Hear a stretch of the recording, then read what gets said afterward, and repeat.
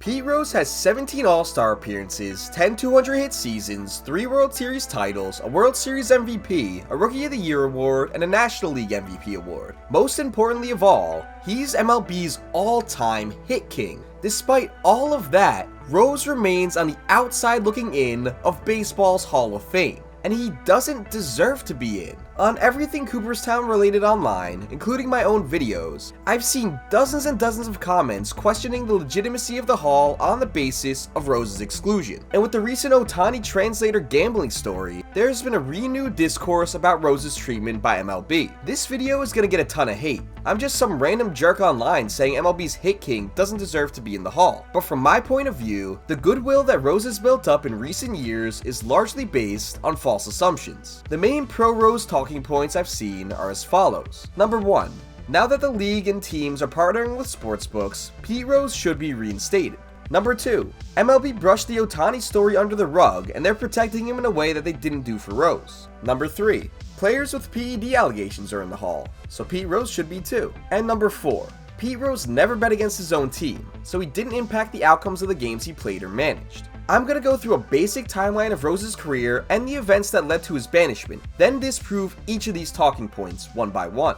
Let's start at the beginning. Pete Rose debuted for the Reds in 1963, winning NL Rookie of the Year that season. He won National League MVP in 1973, World Series MVP in 1975, and another World Series in 1976. On May 5th, 1978, Rose became the 13th member of the 3,000 hit club. Later that year, he threatened Joe DiMaggio's record hit streak with a 44-game streak of his own. In 1979, after 16 years in Cincinnati, Rose left for the Phillies, and a much bigger salary. He won another World Series in 1980. In 1984, he collected his 4,000th hit with the Expos, who traded him back to Cincy later that year. Rose served as the Reds player manager from 1984 through 1986, breaking Ty Cobb's all-time hit record on September 11, 1985. He played his final game in August of 1986, but continued to manage the Reds. At the time of his retirement as a player, Rose was generally beloved by MLB fans and the public. He was seen as an example of competitiveness, grit,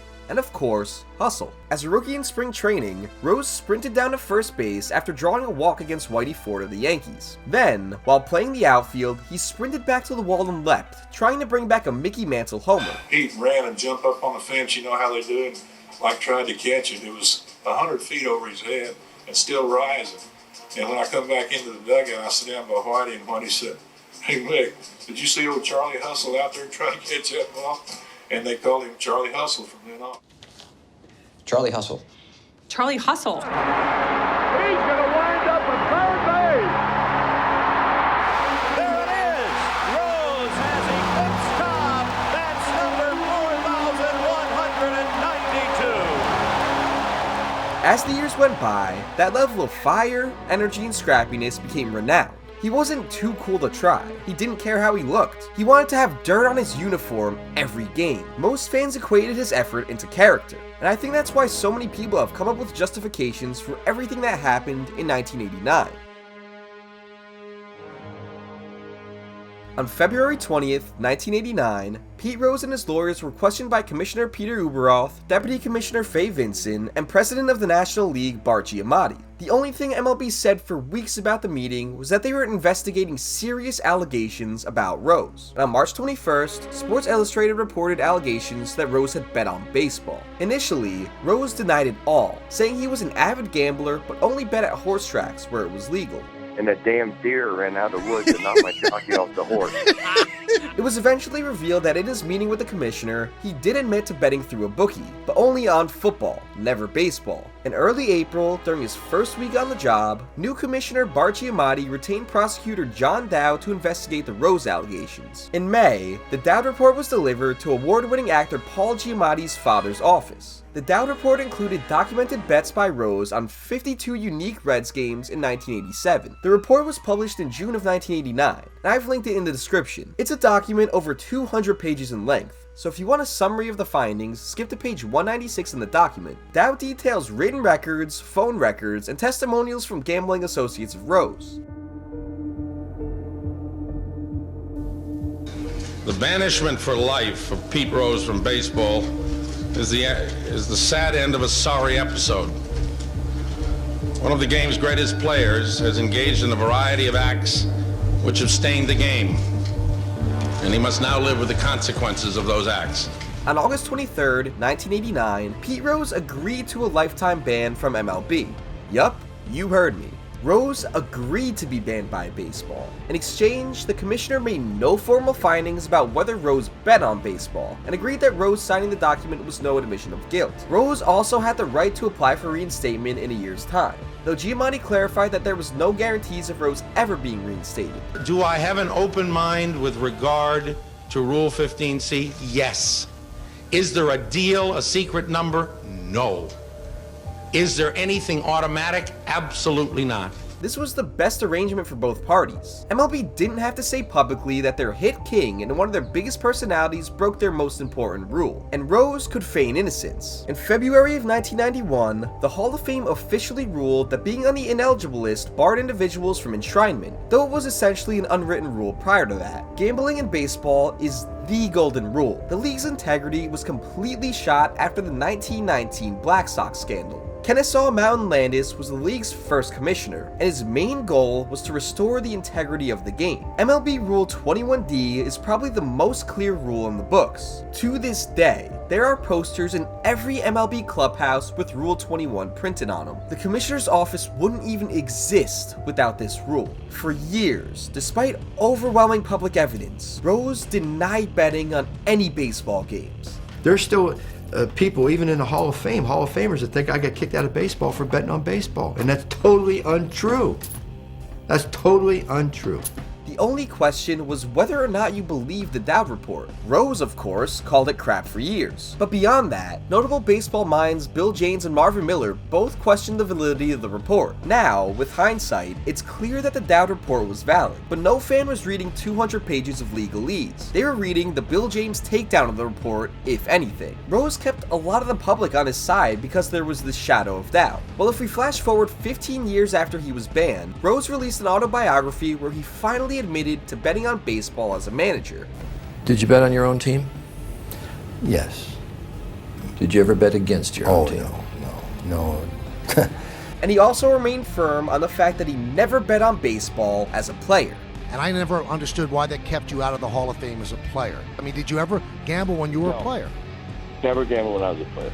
That's a fact. In 2015, ESPN obtained documents from 1986, when Rose was a player manager, that show him betting on Reds games and other MLB games. And based on his tens of thousands of dollars placed on daily wagers, I highly doubt it was his first rodeo. Besides the 5 months Rose spent in jail for tax evasion in 1990, I think I've covered every big point of his timeline. He's applied for reinstatement multiple times, being denied by Commissioners Seelig and Manfred each time. With all of that out of the way, let's get to the arguments in favor of Rose. First and foremost, gambling partnerships have been brought up a lot in recent years. Rod Cruz said on Twitter, "How could you keep Pete Rose out and have a sportsbook in the Reds stadium?" And this sentiment has been repeated over and over and over, but I personally don't see how it matters. Fans betting on the game where they have no impact is not the same as a player manager betting on the game.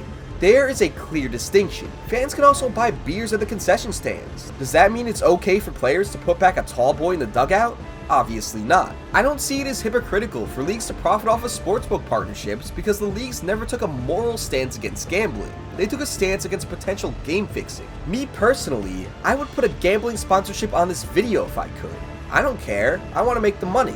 But that has nothing to do with a player or manager betting on the game. If a player or manager bets on baseball today, they'll face the same exact consequences. They'll also face those consequences much quicker because it's a lot easier to catch suspicious activity. Just look at Jonte Porter of the Toronto Raptors. He tried betting against his own team and his own player props. The sportsbook immediately snuffed out suspicious bets, and Porter was banned from the NBA for life. All of this happened within just a couple of months. It is in both the league's and the sportsbook's best interest to protect the integrity of the game. Which brings me to the second point. This whole video is happening because the Ippei Mizuhara situation got everyone riled up. I've seen countless comments about how the league and the media swept Shohei's allegations under the rug to protect him. I know everything is a conspiracy these days, but the federal government investigated the story and found that Ohtani had nothing to do with the betting and that Ippei didn't even bet on baseball. Initially, Ippei taking the fall for Ohtani was plausible. But to keep believing that that's true, you'd have to believe that the league, every witness, and the federal government are conspiring to protect Ohtani. In response to that situation, Rose posted this video. Well, back in the 70s and 80s, I wish I'd have had an interpreter. I'd be scot-free. This is where my video turns towards my personal problems with Rose. This clip is a perfect example of why he's never been considered for reinstatement. Pete Rose has never once felt remorse for his actions. He's literally admitting in this video that if he could have thrown someone under the bus to cover his ass, he would not have hesitated. He has never offered a genuine apology, and he still feels like he's done nothing wrong and that he's entitled to reinstatement regardless. The only thing he's sorry about is getting caught. Commissioner Giamatti died of a heart attack just 8 days after Rose was banished. His successor, Faye Vincent, was an even harsher critic of Rose. Commissioner Selig was open to the idea of reinstatement in 2002, but only if Rose admitted to betting on baseball. Rose declined to do so at the time. If he showed genuine remorse and a willingness to better himself while Selig was in office, I think Rose would be in Cooperstown right now. Rose lied for 15 years about whether he bet on baseball. In 2004, things changed. P. Rose finally fessed up. He bet on baseball as a manager. But why the sudden change of heart when just 2 years earlier, with reinstatement on the line, he admitted to no such thing? Well, Pete Rose had a book to sell, and sell it did, topping the New York Times nonfiction bestsellers list. What was it about that time that you felt you finally had to come clean about? No idea. I can't remember why I did a book. I mean, I was trying to make money, surviving. The only time he's ever apologized or even been truthful at all during this entire process was to benefit himself. And you know what? I'd bet everything that I have that he only wrote the book and sensationalized it with these headlines because he was in further gambling debt. That's the big thing about Rose. He's a serious gambling addict, and he was always looking for new ways to make non-taxable cash. It's impossible to know when he started betting, and he seemingly never admitted to even having a problem. I don't think I ever gambled out of my means. You know, I didn't take the house payment money or the gas and electric bill money or that kind of money and gambled. As recently as last year, Rose was in the spotlight for gambling, placing the first legal sports wager in Ohio history on New Year's Day 2023. I'm not going to go back to gambling. This gets into each of the last 2 points that Rose supporters bring up. Mainly the fourth point, a beat that Rose has drummed over and over and over for decades. He says that he never bet against the Reds. I didn't bet against my team. I just showed respect and love for my players because I thought I could win every game. First of all, that's impossible to know for sure. John Dowd personally believes that Rose bet against the Reds at some point, though he never found hard proof. But I'm gonna come out and say it right now. It does not matter at all if Rose never once bet against the Reds. It is the peak of ignorance to believe that betting on the team you're managing and playing for somehow doesn't influence the game. Let's get hypothetical. Rose bets $10,000 to win on Monday against Montreal. The Reds are down a run in the 8th inning and have allowed 2 runners on. Who does Rose bring out of the bullpen? Maybe he brings in his best reliever in hopes of keeping the game close. Maybe if he didn't have money on the game, he would have stuck with his starter to get out of the inning. Whether the move is correct or not, there is no way a gambling addict is managing the game without a single thought of his wager altering his decision making. And that's where the integrity of the game is shattered. The slightest alterations in decision making by a manager due to outside wagers can alter the outcomes of every game, regardless of how the manager bet and not just the games the manager bet on. Maybe Rose burns his best reliever trying to keep the game close, then doesn't have him available later in the series to lock down a save. Maybe he's desperate for a win, so he pushes a fatigued pitcher to go when he should be resting. Rose would probably tell you that it never impacted his decision making, and maybe on a conscious level that's true, but it's impossible to know if he operated differently subconsciously. It's a messy situation the second any baseball personnel start betting on anything baseball related, hence why it's baseball's golden rule. Beyond that, if Rose was in a deep hole to these shady bookies, they automatically have leverage over him. I'm not saying this ever happened to Rose, but these bookies could have easily coerced him into throwing games if he was in deep enough. Even if he wasn't betting baseball at all, the bookies know where their money is coming from, so if he couldn't pay them for some reason, they would have pressured him to advantage them in some other way. No matter how much Charlie Hustle loves winning, the threat of broken kneecaps is a powerful one. To me, these are the main reasons that gambling is more of a threat to baseball's integrity than PED usage, especially illegal gambling. And these reasons are also the reason why Rose's whole defense of "I only bet on the Reds to win" is laughably fragile. I feel as if I've taken down the main arguments pretty convincingly, but Pete Rose is also such a narcissistic maniac that I'm going to use the rest of this video's time to go through other questionable to downright horrible things that he's done that aren't gambling related. First of all, his reputation as Charlie Hustle is predicated on him going all out every play. Dolphin diving into bases, breaking up double plays, dirtying up his uniform. That's fun and gritty baseball, so I get why he was idolized for it. Every Little League and high school coach back in the day probably preached about playing the game with Pete Rose's mentality. But there might be a point where that goes too far. During the 1970 All-Star game, in the bottom of the 12th, Rose was on second base. Jim Hickman roped the base hit to center, Rose rounded third, and only AL catcher Ray Fosse stood in his way. Rose, going full speed, dropped his shoulder into Fosse's shoulder and barreled over him to score the game-winning run. Fosse separated his shoulder, and he was never quite the same level of hitter again. I'm all for playing the game hard, and Fosse shouldn't have been blocking the base path, but during an exhibition, is that really a necessary play? He could have ended Fosse's career over a meaningless game. Regardless of how you feel about the incident, Rose's competitiveness leaking into poor sportsmanship is a repeating trend. Remember how I mentioned Rose's 44-game hitting streak during the 1978 season? That streak was one of his greatest accomplishments. He was the first to truly threaten Joe DiMaggio. Rose was only 12 games away from tying a supposedly unbreakable record. During Game 45, Gene Garber put him away on an off-speed pitch in the 9th to end the streak. After the game, Rose went on a tangent to the media, complaining that Garber played as if it were Game 7 of the World Series. He bitched and moaned about how with a big lead, Garber should have thrown him more pitches to hit. This is coming from the man who flattened someone for standing in the way during an exhibition. Garber did his job. He got you out. You chased the changeup. And now you're gonna talk like he's not honoring some imaginary rules of the game by not laying in a fastball? Garber doesn't owe you a goddamn thing. I'd expect this argument from fans on Twitter, not baseball's greatest competitor. Another example of Rose's poor sportsmanship came while he was managing the Reds. On April 30th, 1988, first base umpire Dave Pallone made a late save call on a play at first, allowing a run to score. He made the right call, but because it was delayed, the Reds' first baseman was waiting for the call to be made while another run came in to score. Rose was furious, coming out of the dugout to argue, and escalating the argument by pointing in Pallone's face. Pallone fired back by pointing in Rose's face, and Rose responded by shoving the umpire, not once but twice. The Cincinnati fans showered the field with garbage, prompting both teams to pull their players into the dugout. Pallone couldn't return to the game, as it was unsafe, and it resumed with 3 umpires. Rose was issued the longest manager suspension for an on-field incident in NL history by then-league president Giamatti, a 30-game suspension for breaking Rule 21.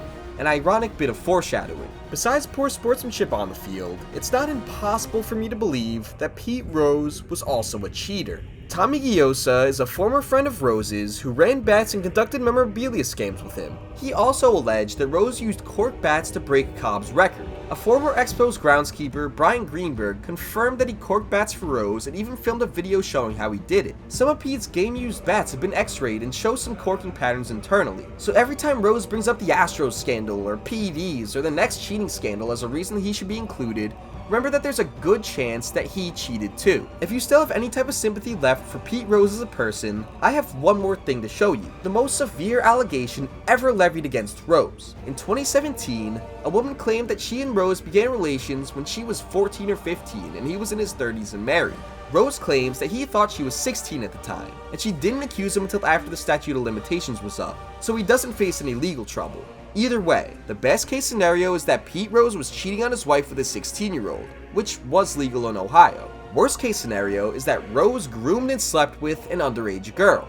John Dowd also alleged that one of Rose's bookmakers was involved with human trafficking, and that Rose would have underage girls delivered to his hotels during spring training. Dowd says that the bookmaker, Michael Bertolini, claimed that the girls ranged from ages 12 to 14, though Bertolini's lawyers denied that he ever said that to Dowd. Regardless, this pattern of allegations is extremely dark and unsettling. If you still support him because of the way he played the game, or because you think everyone I've mentioned in this video is part of a conspiracy to take him down, the video didn't change your mind, and no new information will. But I hope some of you out there have removed the rose-tinted glasses and seen the man for who he truly is. A pathological liar, a degenerate gambler, a narcissist, a womanizer, a possible cheater, and maybe even a pedophile. Pete Rose may be the hit king, but there is no reason people should be clamoring for him to be inducted into the Hall anytime there's another baseball scandal. Maybe they'll put him in once he's 6 feet under, but as long as he walks this earth, he doesn't deserve to have a day dedicated to celebrating his accomplishments. He sold himself out decades ago, and has never once repented. He deserves the bitterness he feels every day toward this league until the day he dies. Pete Rose, should he be in the Hall? No. So if you bet on the game, you don't deserve to be in? No.